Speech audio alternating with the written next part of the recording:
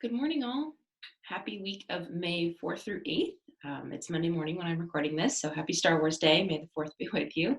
This is our just video update for the week. I'm going to go over these couple of things here in a brief couple of minutes. First, I want to talk about grading. So progress report grades are going to be entered this week. Many of your teachers might have already put them in. Your progress report grades will be credit, no credit.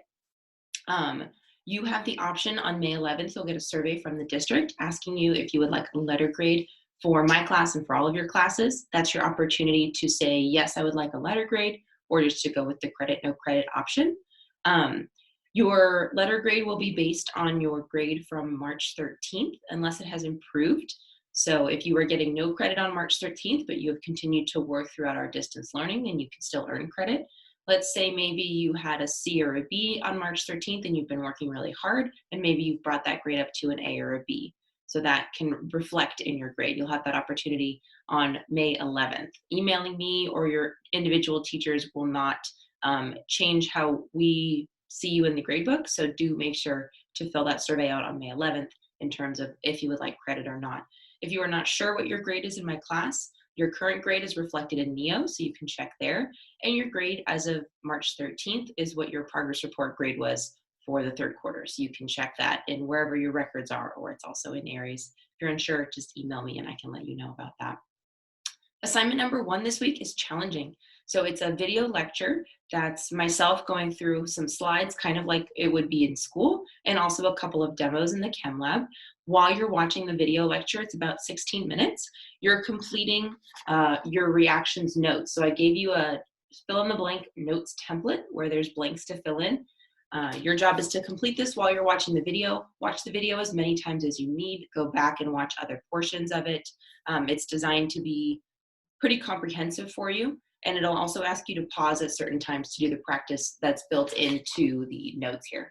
Once you've completed this with the video lecture and the practice problems, then there is a short assignment on NEO that's going to ask you basically just more practice problems to see if you understood the notes or not. So make sure you complete the notes first, and then the questions on NEO should be no problem. If you haven't done the notes, the questions on NEO are going to be very difficult.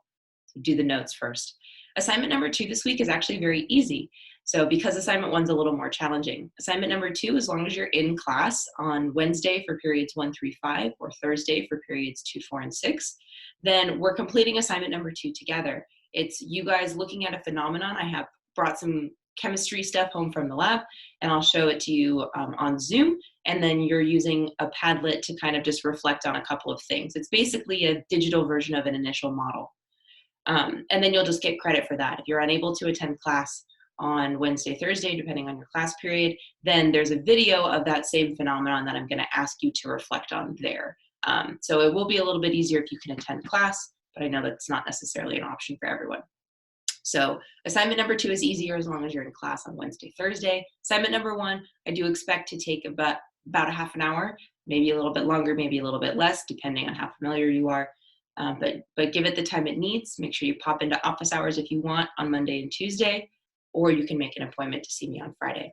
Last thing I want to talk about is the extension activity. So 2 things about the extension activity. First, last week extension activity that was about the ozone and why it's so important to wear sunscreen in Antarctica has been extended for a week. Miss O'Neill and I noticed that when we gave you 2 weeks, we had more people that were completing the assignment and less people emailing with questions about it. So I'm going to give you an extra week on the ozone assignment, and then we'll also post this week's extension assignment up on Tuesday. Post those on Tuesday mornings. And this week's assignment is related to assignment number 1. So we're starting to talk about energy and reactions, and you'll notice that we take a different type of approach and a different sector of knowledge for this week's extension activity, but we're looking at why in a random day in summer, the temperature range in San Ynez is something like anywhere between 75 and 95, whereas Santa Barbara, it's maybe like 75 to 80. What's going on there? How is chemistry related to that kind of climate weather related problem? So that's what your extension activity will look at this week. If you have any questions on anything, of course, shoot me an email. I encourage you to go to office hours either today or tomorrow, depending on your class period. Reminder that they're optional. Only class on Wednesday, Thursday is required. And just keep me informed. I hope you guys have a good Star Wars day, a good Cinco de Mayo tomorrow, and hope you had a good weekend, and I'll see you soon.